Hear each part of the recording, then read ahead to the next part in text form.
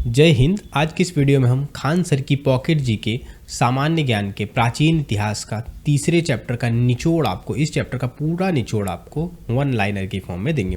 तो इस वीडियो में आपको इस टॉपिक से संबंधित जितने भी पॉइंट होंगे वो सारे के सारे आपको वन लाइनर की फॉर्म में मिल जाएंगे। तो आप किसी भी एग्जाम की तैयारी कर रहे हो, एसएससी, दरोगा, बीपीएससी, एनटीपीसी, रेलवे, ये सभी के लिए ब्रह्मास्त्र साबित होने वाली है। और वीडियो थोड़ी सी भी हेल्पफुल लगे तो वीडियो को लाइक और चैनल को सब्सक्राइब जरूर कीजिएगा। तो आज हम डिस्कस करने वाले हैं, ये सारे पॉइंट हम आज डिस्कस करेंगे, ठीक है। तो चलिए शुरू करते हैं। और अगर अभी तक आपने चैनल को सब्सक्राइब ना किया हो तो प्लीज़ चैनल को सब्सक्राइब करें और बेल आइकन को जरूर प्रेस कर लें, ठीक है। तो हमारा आज का पहला है, सिंधु घाटी सभ्यता को और किन नामों से जाना जाता है। इसे सिंधु घाटी सभ्यता और हड़प्पा सभ्यता के नाम से जाना जाता है। नेक्स्ट है, सभ्यता विश्व की सबसे बड़ी सभ्यता क्यों मानी जाती है? क्योंकि ये क्षेत्रफल की दृष्टि से विश्व की सबसे बड़ी और प्राचीन सभ्यता थी, ठीक है। नेक्स्ट है, सिंधु सभ्यता को किस युग की सभ्यता कहा जाता है? इसे आद्य ऐतिहासिक एवं कांस्य युगीन सभ्यता कहा जाता है, ठीक है। वीडियो थोड़ी सी भी हेल्पफुल लगे तो वीडियो को लाइक और चैनल को सब्सक्राइब जरूर कीजिएगा। नेक्स्ट है, इस सभ्यता का नाम सिंधु क्यों पड़ा?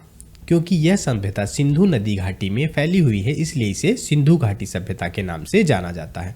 ईरानी लोगों ने सिंधु नदी को क्या कहा? इन्होंने हेत या हिंदोस कहा। किसने? ईरानी लोगों ने। नेक्स्ट है, ग्रीक लोगों ने सिंधु नदी को क्या कहा? ग्रीक लोगों ने कहा इंडोस, ठीक है। रोमन लोगों ने सिंधु नदी को क्या कहा? तो रोमन लोगों ने सिंधु नदी को इंडस कहा। नेक्स्ट है, सिंधु घाटी सभ्यता की समकालीन सभ्यता कौन सी थी? तो सिंधु घाटी सभ्यता के समकालीन मतलब उसी समय चलने वाली सभ्यता थी मेसोपोटामिया की सभ्यता। नेक्स्ट है, मेसोपोटामिया की सभ्यता किन नदियों के किनारे बसी थी? मेसोपोटामिया की सभ्यता टिग्रिस और यूफ्रेटस, जिसे दजला और फरात नदी के किनारे बसी हुई थी। नेक्स्ट है, मेसोपोटामिया की भाषाएं कौन कौन सी थी? तो ये की अकाडियन, एमोराइट, एलामाइट और मेसोपोटामियन, ये भाषाएं थी किसकी? मेसोपोटामिया सभ्यता की। नेक्स्ट है, मेसोपोटामिया के लोग सिंधु घाटी को क्या कहते थे? मेसोपोटामिया के लोग सिंधु घाटी को मेलुहा कहते थे। क्या कहते थे? मेलुहा। नेक्स्ट है, सारगोन अभिलेख में सिंधु सभ्यता को क्या कहा गया है? तो सारगोन अभिलेख में सिंधु घाटी सभ्यता को मेलुहा कहा गया है, ठीक है। नेक्स्ट है, मेलुहा को किस प्रकार का देश कहा गया है? नाविकों का देश कहा गया है किसे? मेलुहा को। नेक्स्ट है, मेलुहा किस पक्षी के लिए प्रसिद्ध था? तो मेलुहा हाजा पक्षी के लिए प्रसिद्ध था। नेक्स्ट है, रेडियो कार्बन पद्धति के अनुसार सिंधु सभ्यता की मान स्थिति क्या है? 2350 ईसा पूर्व से लेके 1750 ईसा पूर्व तक है। नेक्स्ट है, कार्बन 14 पद्धति की खोज किसने और कब की थी? तो कार्बन 14 पद्धति की खोज कब और किसने की थी? तो वी.एफ. लीवी ने 1946 ईस्वी में की थी किसकी? कार्बन 14 की खोज। नेक्स्ट है, इस पद्धति में किस पदार्थ की प्राचीनता का पता लगता है? इसमें कार्बन 14 की मात्रा जितनी कम, वस्तु उतनी ज्यादा पुरानी। कार्बन 14 की मात्रा जितनी कम होती है, वस्तु उतनी ज्यादा पुरानी होती है। नेक्स्ट है, नई एनसीईआरटी के अनुसार सिंधु सभ्यता की तिथि क्या है? तो नई एनसीईआरटी के अनुसार सिंधु सभ्यता की तिथि है 2600 ईसा पूर्व से लेके 1900 ईसा पूर्व तक। नेक्स्ट है, सारगोन अभिलेख के अनुसार इसकी तिथि क्या है? तो सारगोन अभिलेख के अनुसार 3250 ईसा पूर्व से 2750 ईसा पूर्व। नेक्स्ट है, ओल्ड एनसीईआरटी के अनुसार इसकी तिथि क्या है? ओल्ड एनसीईआरटी के अनुसार इसकी तिथि है 2350 से लेके 1750 ईसा पूर्व। नेक्स्ट है, सिंधु सभ्यता का क्षेत्रफल कितना था? तो सिंधु सभ्यता का क्षेत्रफल लगभग 13 लाख वर्ग किलोमीटर था। कितना था? 13 लाख वर्ग किलोमीटर था। नेक्स्ट है, सिंधु सभ्यता का आकार कैसा था? सिंधु सभ्यता का आकार था त्रिभुजाकार। कैसा था? त्रिभुजाकार। सिंधु सभ्यता का उत्तरी छोर, उत्तरी सीमांत स्थल कौन सा था? तो ये मांडा, जम्मू कश्मीर, जो कि चिनाब नदी के किनारे था। नेक्स्ट है, सिंधु सभ्यता का पश्चिमी सीमांत स्थल कौन सा था? तो ये था सुतका गैंडोर, जो कि वर्तमान पाकिस्तान के बलूचिस्तान में है। किसका? सिंधु सभ्यता का पश्चिमी छोर। नेक्स्ट है, सिंधु सभ्यता का पूर्वी सीमांत स्थल या कह लें सिंधु सभ्यता का पूर्वी छोर कौन सा था? तो ये था आलमगीरपुर, जो कि उत्तर प्रदेश में है, वो है हिंडन नदी के किनारे। नेक्स्ट है, इसका दक्षिणी सीमांत स्थल कौन सा था? तो दक्षिणी सीमा कौन सी थी सिंधु सभ्यता की? तो ये थी दैमाबाद, जो कि महाराष्ट्र के अंदर है, और ये है प्रवरा नदी के किनारे, ठीक है। वीडियो थोड़ी सी भी हेल्पफुल लग रही हो तो वीडियो को लाइक जरूर करें। तो नेक्स्ट क्वेश्चन देख लेते हैं, सिंधु सभ्यता का विस्तार कहाँ से कहाँ तक था? भारत, पाकिस्तान और अफगानिस्तान में फैली हुई थी सिंधु घाटी सभ्यता। नेक्स्ट है, नवीनतम आंकड़ों के अनुसार यह सभ्यता कितने वर्षों तक विद्यमान रही? तो ये जो है लगभग 400 से 500 वर्षों तक यह सभ्यता विद्यमान रही। नेक्स्ट है, सिंधु सभ्यता किस काल में परिपक्व अवस्था में पहुंची थी? तो किस काल में परिपक्व अवस्था में पहुंची थी? ये 2200 ईसा पूर्व से लेके 2000 ईसा पूर्व के मध्य में ये परिपक्व अपने प्रौढ़ा अवस्था पे पहुंची थी। नेक्स्ट है, परिपक्व अवस्था में सिंधु सभ्यता के प्रमुख 6 नगर कौन कौन से थे? तो परिपक्व अवस्था में सिंधु सभ्यता के प्रमुख 6 नगर कौन कौन से थे? तो ये थे मोहनजोदड़ो, हड़प्पा, गढ़वारीवाला, धौलावीरा, राखीगढ़ी और कालीबंगा। ये 6 जो है परिपक्व अवस्था में सिंधु सभ्यता के 6 प्रमुख नगर थे। ठीक है, नेक्स्ट है, अफगानिस्तान में हड़प्पा संस्कृति के पुरातात्विक स्थल कौन कौन से थे? तो अफगानिस्तान में हड़प्पा संस्कृति के पुरातात्विक स्थल थे शोरतुघई, कौन से? शोरतुघई और मुंडीगाक। कौन से? शोरतुघई और मुंडीगाक। नेक्स्ट है, शोरतुघई अफगानिस्तान में कहाँ स्थित है? तो शोरतुघई अफगानिस्तान में कहाँ? ये उत्तरी अफगानिस्तान में कोकचा और ऑक्सस नदी। कहाँ? कोकचा और ऑक्सस नदी के संगम पर स्थित है क्या? शोरतुघई। नेक्स्ट है, सिंधु सभ्यता के अब तक कितने स्थल प्रकाश में आ चुके हैं? तो सिंधु सभ्यता के अब तक 350 से अधिक स्थल जो है प्रकाश में आ चुके हैं, या कह लें इनकी खोज की जा चुकी है। ठीक है, नेक्स्ट है, सिंधु सभ्यता के सर्वाधिक स्थल किस राज्य में मिले हैं? तो सिंधु सभ्यता के सर्वाधिक स्थल गुजरात में मिले हैं, जो कि लगभग 200 स्थल मिले हैं गुजरात के अंदर। नेक्स्ट है, सिंधु सभ्यता का सर्वप्रथम उत्खनन कब और कहाँ हुआ था? तो सिंधु सभ्यता का सर्वप्रथम उत्खनन जो है 1921 ईस्वी में हुआ था, वो भी हड़प्पा से। ठीक है, वीडियो थोड़ी सी भी हेल्पफुल लगी तो वीडियो को लाइक और चैनल को सब्सक्राइब करना ना भूलें। नेक्स्ट है, सिंधु सभ्यता को हड़प्पा सभ्यता क्यों कहा जाता है?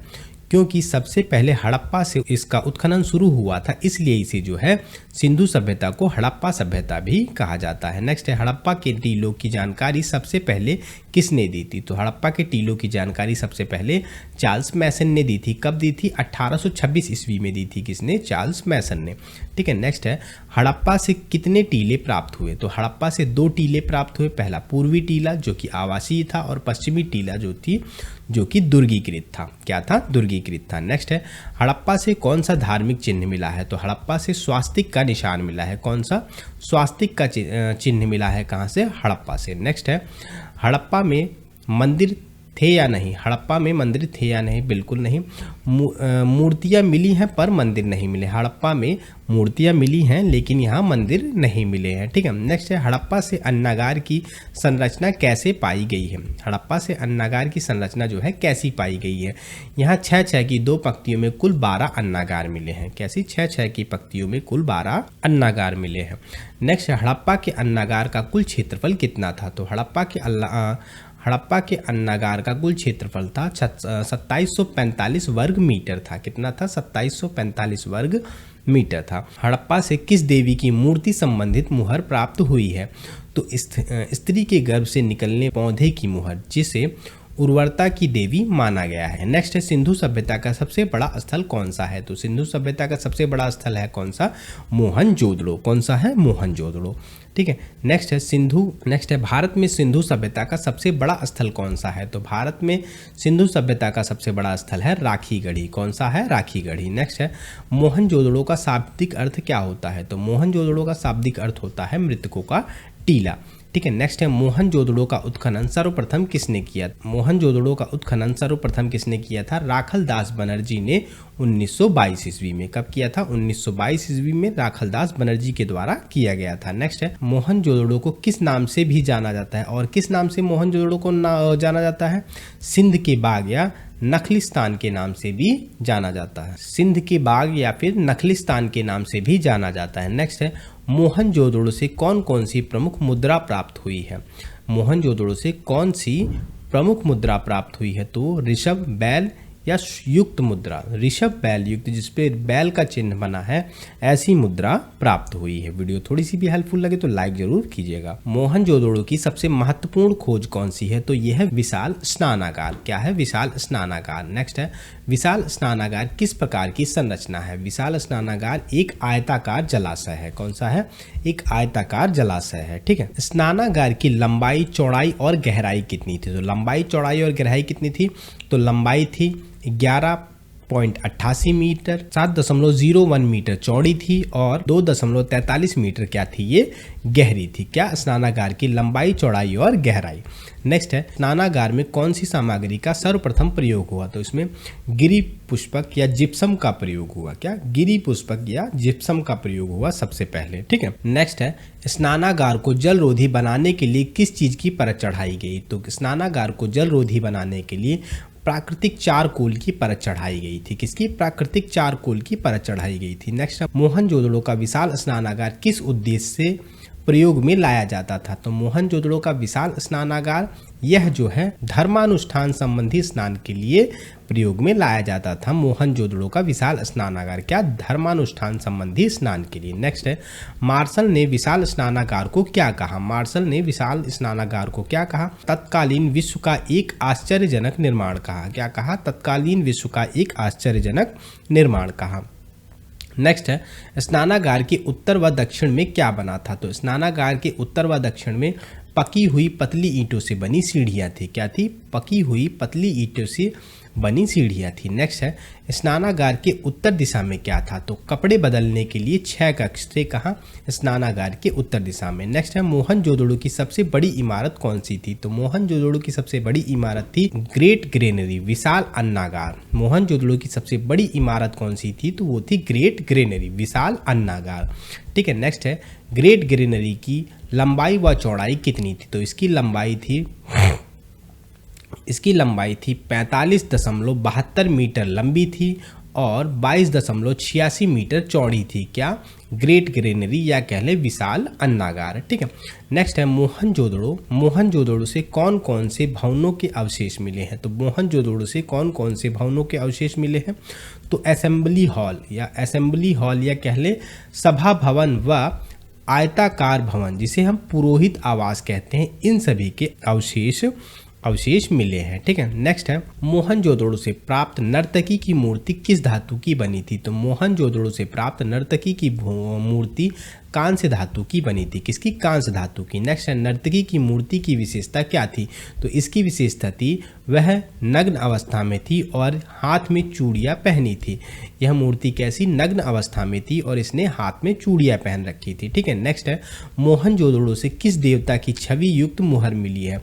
तो मोहनजोदड़ो से किस देवता की छवि युक्त मुहर मिली है? तो यहाँ आदि शिवा या कह ले 3 मुख वाले देवता की जो है मुहर मिली है। ठीक है। नेक्स्ट है, सर जॉन मार्शल ने आदि शिवा को क्या नाम दिया?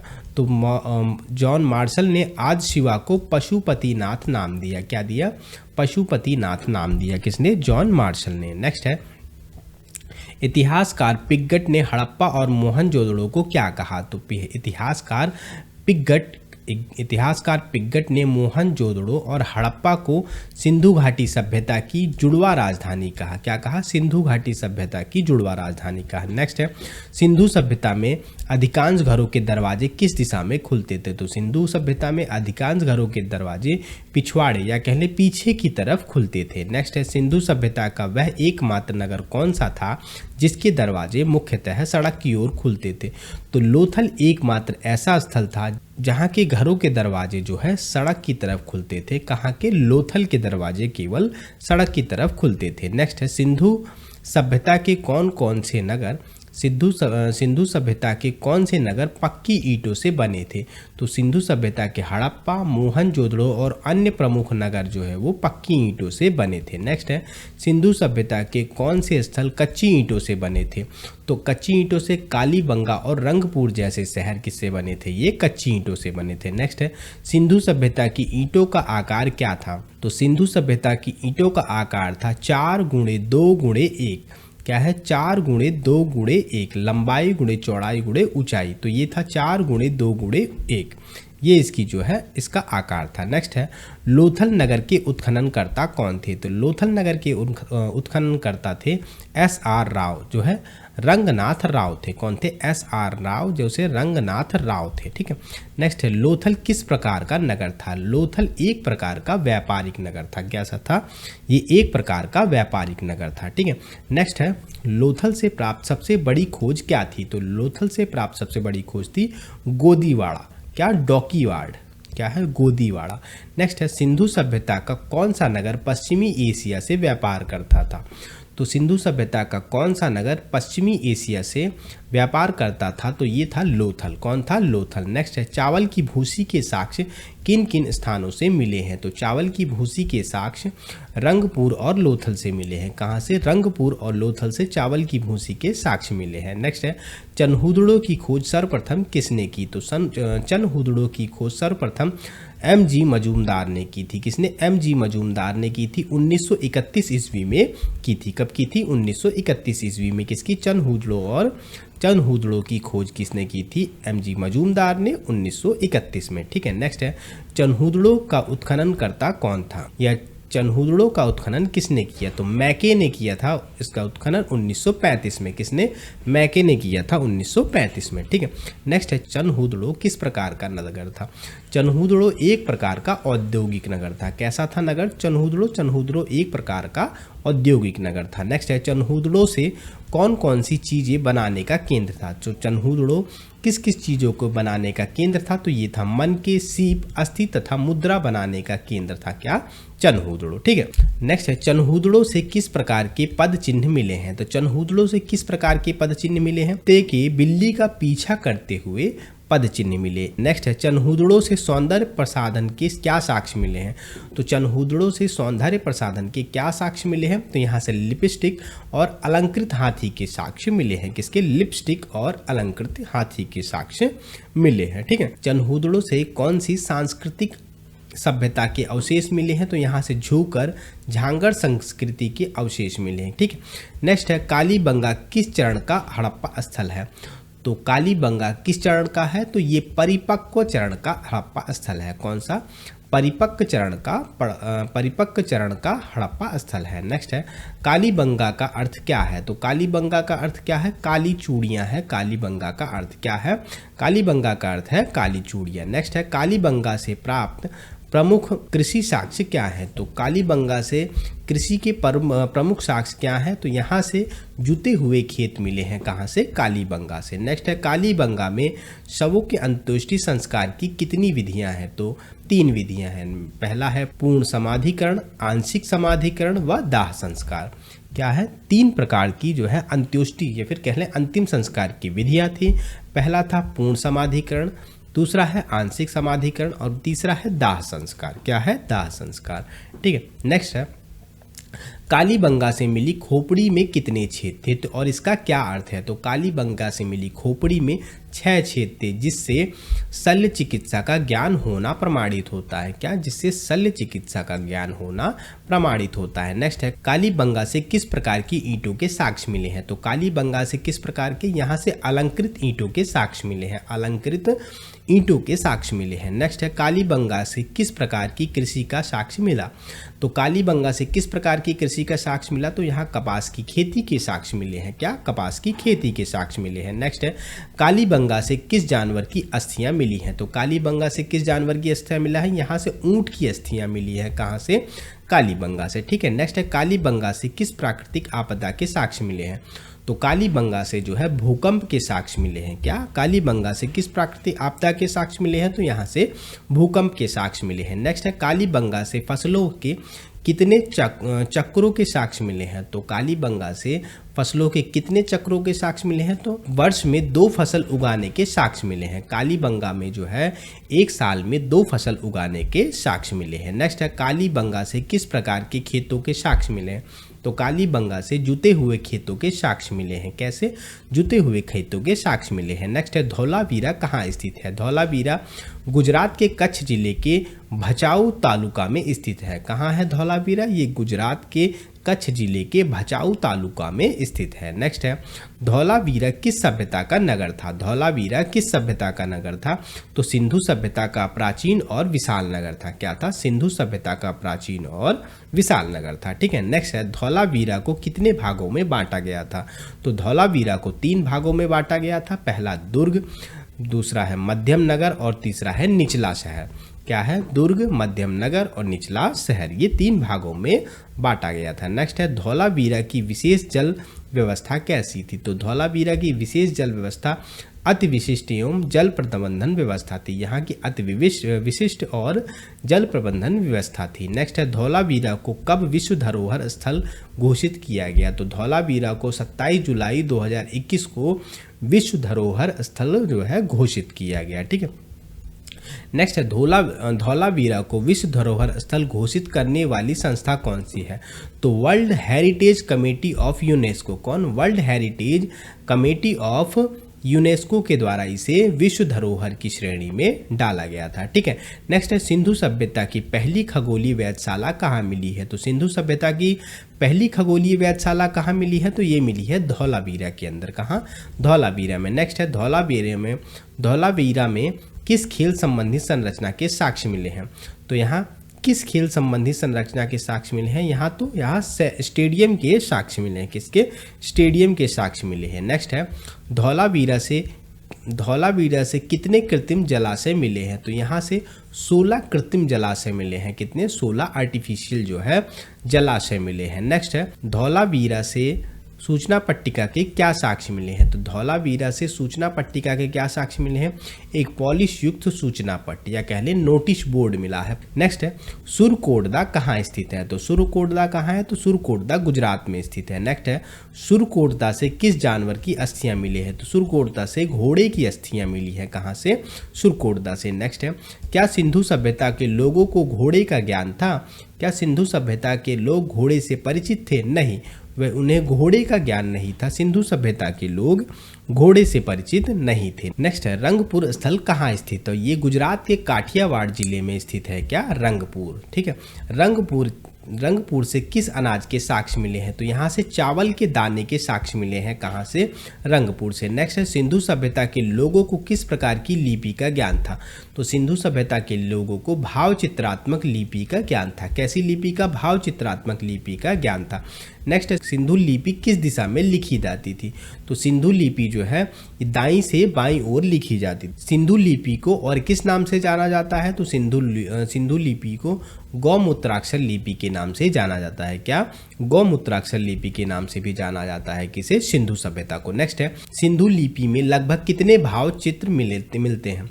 तो सिंधु सभ्यता में लगभग कितने भाव चित्रित मिलते हैं? तो इसमें लगभग 375 से 400 भाव चित्र मिलते हैं। कितने? 375 से लगभग 400 भाव चित्र मिलते हैं। किसमें? सिंधु लिपि के अंदर। नेक्स्ट है क्या सिंधु लिपि को अब तक पढ़ा जा चुका है? सिंधु लिपि को अब तक नहीं पढ़ा जा सका है। नेक्स्ट है सिंधु सभ्यता या सिंधु घाटी सभ्यता को विश्व की किस प्रकार की पहली सभ्यता माना गया है?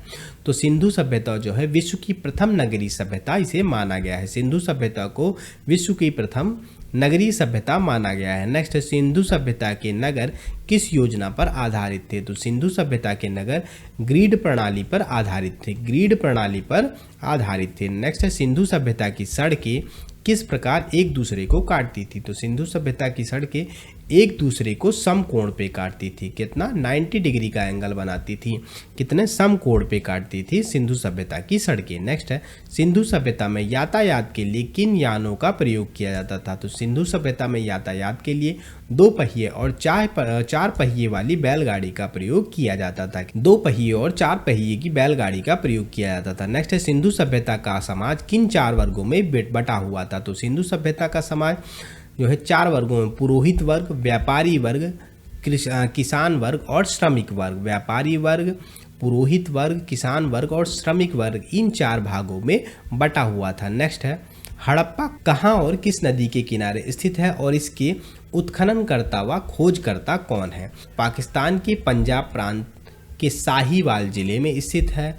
ये रावी नदी के किनारे है और दयाराम साहनी ने 1921 ईस्वी में और माधव स्वरूप वत्स ने 1926 ईस्वी में और व्हीलर ने जो है 1946 ईस्वी में इसकी खोज की थी या कह लें इसका उत्खनन किया था। ठीक है। नेक्स्ट है मोहनजोदड़ो कहाँ और किस नदी के किनारे स्थित है और इसकी उत्खननकर्ता व खोजकर्ता कौन है? मोहनजोदड़ो पाकिस्तान के सिंध प्रांत के लरकाना जिला में स्थित है और ये सिंधु नदी के किनारे स्थित है। किसके? सिंधु नदी के किनारे स्थित है। और इसके उत्खननकर्ता कौन है? राखल दास बनर्जी ने 1922 ईस्वी में, मैके ने 1927 ईस्वी में और व्हीलर ने 1930 ईस्वी में जो है इसका खोज की थी। ठीक है, इसकी खोज की थी। नेक्स्ट है लोथल कहाँ और किस नदी के किनारे स्थित है? तो लोथल कहाँ और किस नदी के किनारे स्थित है और इसके उत्खननकर्ता व खोजकर्ता कौन है? तो लोथल गुजरात के अहमदाबाद जिला में स्थित है और ये भोगवा नदी के किनारे है। कौन सा? लोथल। और इसके जो है उत्खननकर्ता कौन है? ये है SR राव, जिन्होंने 1953 और 54 में इसकी खुदाई की थी। ठीक है, 1953 और 54 में। नेक्स्ट है धौलावीरा कहाँ और किस नदी के किनारे स्थित है? तो धौलावीरा कहाँ और किस नदी के किनारे स्थित है और इसके उत्खननकर्ता और खोजकर्ता कौन है? तो धौलावीरा गुजरात के कच्छ जिला में स्थित है। ये लूनी नदी के किनारे है। JP जोशी ने 1967-68 ईस्वी में और रविंद्र सिंह बिष्ट ने 1990 और 91 में इसकी खोज की थी। ठीक है, नेक्स्ट है चनहुदड़ो कहाँ और किस नदी के किनारे स्थित है और इसके उत्खननकर्ता और खोजकर्ता कौन है? तो चनहुदड़ो पाकिस्तान के सिंध प्रांत में स्थित है और ये जो है पाकिस्तान के सिंध प्रांत के नवाब शाह जिले में स्थित है और सिंधु नदी के किनारे स्थित है। और इसके उत्खननकर्ता व खोजकर्ता कौन है? तो मैके 1925 ईस्वी। NG मजूमदार ने 1931 ईस्वी में इसकी खोज की थी। कब? 1931 ईस्वी में। ठीक है, नेक्स्ट है सुरकोटदा कहाँ और किस नदी के किनारे स्थित है और इसके उत्खननकर्ता कौन है? सुरकोटदा किस नदी के किनारे स्थित है, कहाँ है और इसके उत्खननकर्ता कौन है? तो सुरकोटदा कच्छ गुजरात, कहाँ? गुजरात के कच्छ में स्थित है और ये भोगवा नदी के किनारे स्थित है और इसकी खोज व उत्खननकर्ता कौन है? तो जगपति जोशी। कौन? जगपति जोशी 1972-75 ईस्वी में इसकी खोज की थी। कब की थी? 1972 से लेकर 1975 ईस्वी तक के बीच उन्होंने इसकी खोज और उसका उत्खनन किया था। ठीक है, रंगपुर कहाँ और किस नदी के किनारे स्थित है और इसके उत्खननकर्ता व खोजकर्ता कौन है? कौन है उत्खननकर्ता व खोजकर्ता कौन है? तो ये काठियावाड़ जिला गुजरात में है। कहाँ है? काठियावाड़ जिला गुजरात में है और मादर नदी के किनारे है। कहाँ? मादर नदी के किनारे। और इसके उत्खननकर्ता कौन है? तो रंगनाथ राव 1953 और 1954 ईस्वी में उन्होंने इसकी खोज की थी। ठीक है, नेक्स्ट है कालीबंगा कहाँ और किस नदी के किनारे स्थित है और इसके उत्खननकर्ता व खोजकर्ता कौन है? तो कालीबंगा कहाँ है? ये हनुमानगढ़ जिला राजस्थान में है। कहाँ है? हनुमानगढ़ जिला राजस्थान के अंदर है क्या? कालीबंगा। और किस नदी के? घग्घर नदी के किनारे स्थित है। और अमलानंद घोष, किसने? अमलानंद घोष ने 1951 ईस्वी में BK थापड़, क्या है? BV लाल और BK थापड़ ने 1961 ईस्वी में इसकी खोज की थी या कह लें इसके उत्खननकर्ता थे। ठीक है, नेक्स्ट है कोटदीजी कहाँ और किस नदी के इस किनारे स्थित है? तो कोटदीजी कहाँ और किस नदी के किनारे स्थित है और इसके उत्खननकर्ता व खोजकर्ता कौन है? ये जो है सिंध प्रांत का खैरपुर, कहाँ है ये? सिंध प्रांत के खैरपुर में स्थित है और किस नदी? सिंधु नदी के किनारे स्थित है। और इसकी खोज किसने की थी? फजल अहमद ने 1953 ईस्वी में इसकी खोज की थी। किसने? फजल अहमद ने 1953 ईस्वी में इसकी खोज की थी। नेक्स्ट है आलमगीरपुर कहाँ है और किस नदी के किनारे स्थित है और इसके उत्खननकर्ता व खोजकर्ता कौन है? तो आलमगीर कहाँ? उत्तर प्रदेश के मेरठ में है, हिंडन नदी के किनारे है। यज्ञदत्त शर्मा ने इसकी खोज की थी। कब? 1953 से लेके 1956 के बीच। ठीक है, नेक्स्ट है दैमाबाद कहाँ और किस नदी के किनारे स्थित है और इसके उत्खननकर्ता व खोजकर्ता कौन है? तो दैमाबाद कहाँ है? ये अहमदाबाद महाराष्ट्र के अंदर है, प्रवरा नदी के किनारे है। MN देशपांडे ने 1958 और 59 ईस्वी में और SR राव 1975-76 ईस्वी में और MA साली ने 1978 और 79 ईस्वी में इसकी जो है खोज की थी या कह लें इसके उत्खननकर्ता व खोजकर्ता थे। ठीक है, नेक्स्ट है सुतका गैंडोर कहाँ और किस नदी के किनारे स्थित है और इसके उत्खननकर्ता कौन है? तो सुतका गैंडोर के कहाँ स्थित है? ये पाकिस्तान के मकरान में समुद्र तट के किनारे है। पाकिस्तान के मकरान में समुद्र तट के किनारे है और ये दास्क नदी के किनारे है। किसके? दास्क नदी के किनारे है। इसके उत्खननकर्ता हैं ऑरेल स्टाइन। कौन है? Aurel Stine. नेक्स्ट है रोपड़ कहाँ और किस नदी के किनारे स्थित है? रोपड़ कहाँ और किस नदी के किनारे स्थित है और इसके उत्खननकर्ता व खोजकर्ता कौन है? तो रोपड़ जो है, रोपड़ जिले पंजाब में स्थित है। कहाँ? रोपड़ जिला पंजाब के अंदर स्थित है और ये सतलज नदी के किनारे है और इसके खोजकर्ता हैं यज्ञदत्त शर्मा। यज्ञदत्त शर्मा ने कब खोज की थी? 1953 से 1956 के बीच इसकी खोज की थी। ठीक है। नेक्स्ट है बनवाली। बनवाली कहाँ और किस नदी के किनारे स्थित है और इसके खोजकर्ता व उत्खननकर्ता कौन है? तो बनवाली कहाँ? हिसार, हरियाणा के हिसार जिले में स्थित है और रंगोई नदी के किनारे है। रविंद्र सिंह बिष्ट ने 1974 में इसका उत्खनन किया था। किसने? रविंद्र सिंह बिष्ट ने। ठीक है। नेक्स्ट है सोलकाह। सोलकाह कहाँ और किस नदी के किनारे स्थित है? सोलकाह कहाँ और किस नदी के किनारे स्थित है और इसके उत्खननकर्ता व खोजकर्ता कौन है? तो ये जो है दक्षिणी बलूचिस्तान में है और सादी कौन नदी के किनारे। और जॉर्ज डेल्स ने 1962 में, किसने? जॉर्ज डेल्स ने 1962 में इसका उत्खनन किया था। नेक्स्ट है राखी गढ़ी कहाँ और किस नदी के किनारे स्थित है और इसके उत्खननकर्ता व खोजकर्ता कौन है? तो राखी गढ़ी कहाँ है? ये हिसार हरियाणा के अंदर है और घग्गर नदी के किनारे है राखी गढ़ी।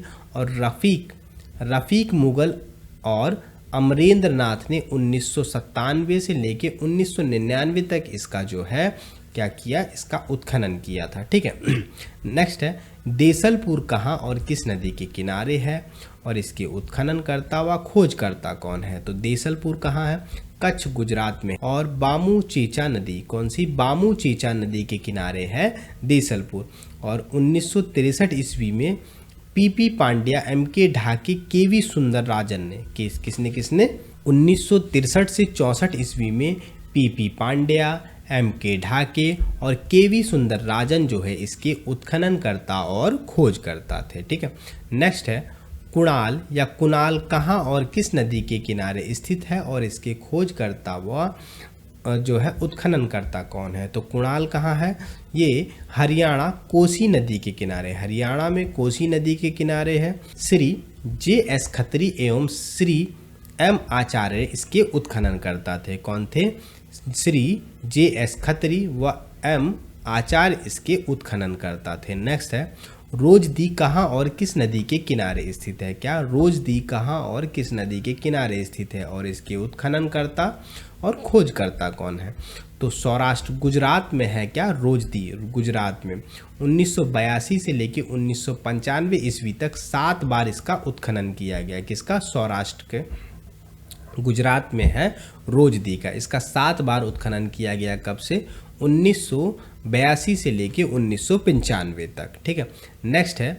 नेक्स्ट है मीताथल कहाँ और किस नदी के किनारे स्थित है? तो मीताथल कहाँ और किस नदी के किनारे स्थित है और इसके उत्खननकर्ता और खोजकर्ता कौन है? तो मीताथल भिवानी हरियाणा में है और सूरजभान ने इसकी 1968 ईस्वी में खोज की थी। किसने? सूरजभान ने। नेक्स्ट है मांडा कहाँ और किस नदी के किनारे स्थित है?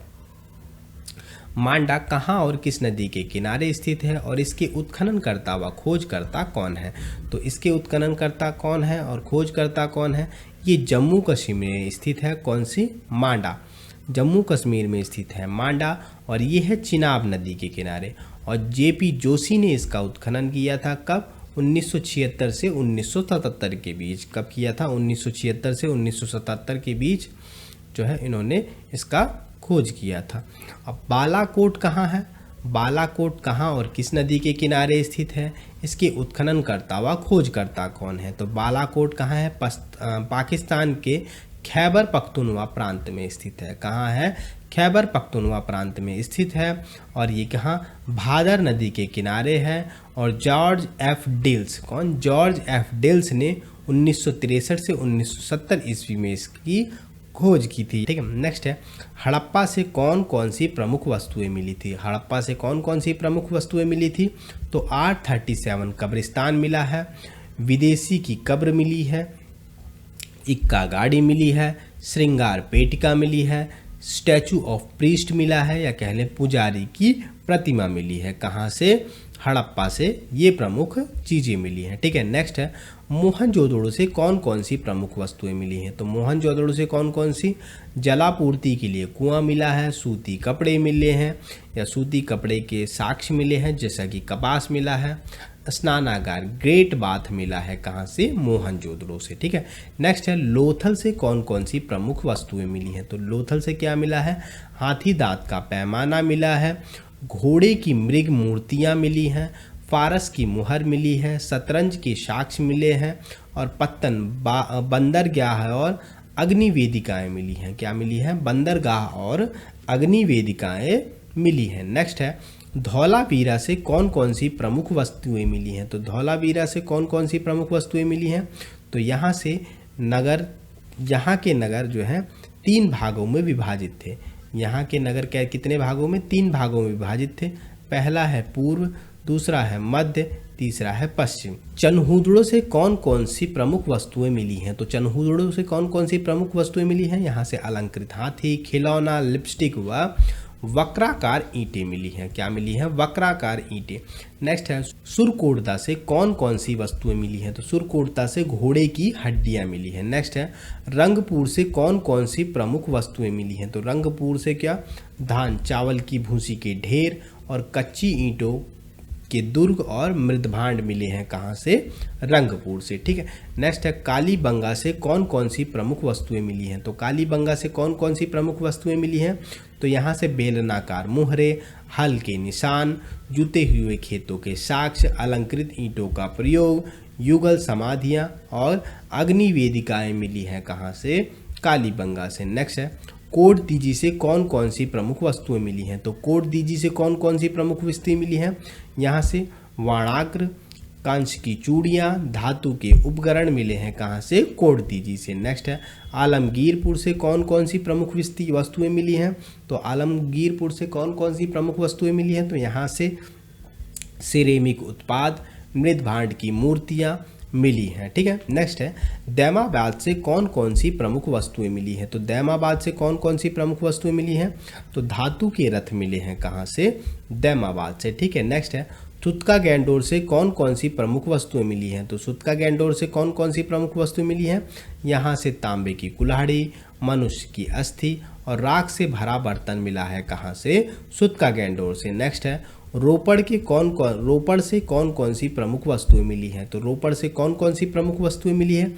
यहाँ कृषि, गेहूं और चावल के साक्ष्य मिले हैं कहाँ से, रोपड़ से। कहाँ से, रोपड़ से। बनवाली से कौन कौन सी प्रमुख वस्तुएं मिली हैं। तो बनवाली से कौन कौन सी प्रमुख वस्तुएं मिली हैं। तिल व सरसों के ढेर, अच्छे किस्म की जौ, सड़क व नालियों के अवशेष, सेल खड़ी व पकाई मिट्टी की मोहरे और टेराकोटा के हल मिले हैं कहाँ से, बनवाली से। ठीक है, वीडियो थोड़ी सी भी हेल्पफुल लगे तो वीडियो को लाइक और चैनल को सब्सक्राइब जरूर कीजिएगा। नेक्स्ट है सोलकाह से कौन कौन सी प्रमुख वस्तुएं मिली हैं। कहाँ से, सोलकाह से कौन कौन सी प्रमुख वस्तुएं मिली हैं। तो यहाँ से परिपक्व बस्ती व विलासिता के सामान के व्यापार का जो है साक्ष्य मिला है कहाँ से, सोलकाह से। नेक्स्ट है राखी गढ़ी से कौन कौन सी प्रमुख वस्तुएं मिली थी। तो राखी गढ़ी से कौन कौन सी प्रमुख वस्तुएं मिली हैं। चबूतरे पे बनी अग्नि वेदिका, मिट्टी के मनके मिले हैं कहाँ से, राखी गढ़ी से। नेक्स्ट है देसलपुर से कौन कौन सी प्रमुख वस्तुएं मिली हैं। कहाँ से, देसलपुर से कौन कौन सी प्रमुख वस्तुएं मिली हैं। तो यहाँ से विशाल दीवारों वाला भवन जिसमें छज्जे वाले कमरे मिले हैं, विशाल दीवारों वाला भवन जिसमें छज्जे वाले कमरे मिले हैं। ठीक है, नेक्स्ट है कुणाल से कौन कौन सी प्रमुख वस्तुएं मिली हैं। तो कुणाल से क्या मिला है। तो कुणाल से चांदी के 2 मुकुट मिले हैं कहाँ से, कुणाल से। नेक्स्ट है रोजदी से कौन कौन सी प्रमुख वस्तुएं मिली हैं। तो रोजदी से कौन कौन सी, मुकुट और गेहूं के साक्ष्य मिले हैं कहाँ से, रोजदी से। नेक्स्ट है मीताथल से कौन कौन सी प्रमुख वस्तुएं मिली हैं। तो मीताथल से मिली है चांदी के आभूषण, बर्तन व लंबी सुराहियां मिली हैं कहाँ से, मीताथल से। नेक्स्ट है बनवाली से कौन कौन सी प्रमुख वस्तुएं मिली हैं। तो बनवाली से जौ एवं मिट्टी के हल की आकृति के साक्ष्य मिले हैं। क्या, जौ एवं मिट्टी के हल्की आकृति के साक्ष्य मिले हैं। ये थे हमारे आज के सिंधु घाटी सभ्यता से जितने भी पॉइंट बनते हैं। तो आज इस वीडियो में सिंधु घाटी सभ्यता पूरी तरीके से कंप्लीट हो चुका है। जितने भी पॉइंट बनने होते हैं, जितने भी पॉइंट से क्वेश्चन बनने वाले होते हैं सिंधु घाटी सभ्यता से, वो सारे के सारे वन लाइनर की फॉर्म में हमने कवर कर लिए हैं। ठीक है, तो वीडियो थोड़ी सी भी हेल्पफुल लगे तो वीडियो को लाइक और अपने दोस्तों के साथ शेयर जरूर करें। और अभी तक चैनल को सब्सक्राइब ना किया तो प्लीज़ चैनल को सब्सक्राइब करें और बेल आइकन को जरूर प्रेस कर लें। तो मिलते हैं अपने इसके अगले भाग के साथ, तब तक के लिए जय हिंद, जय भारत,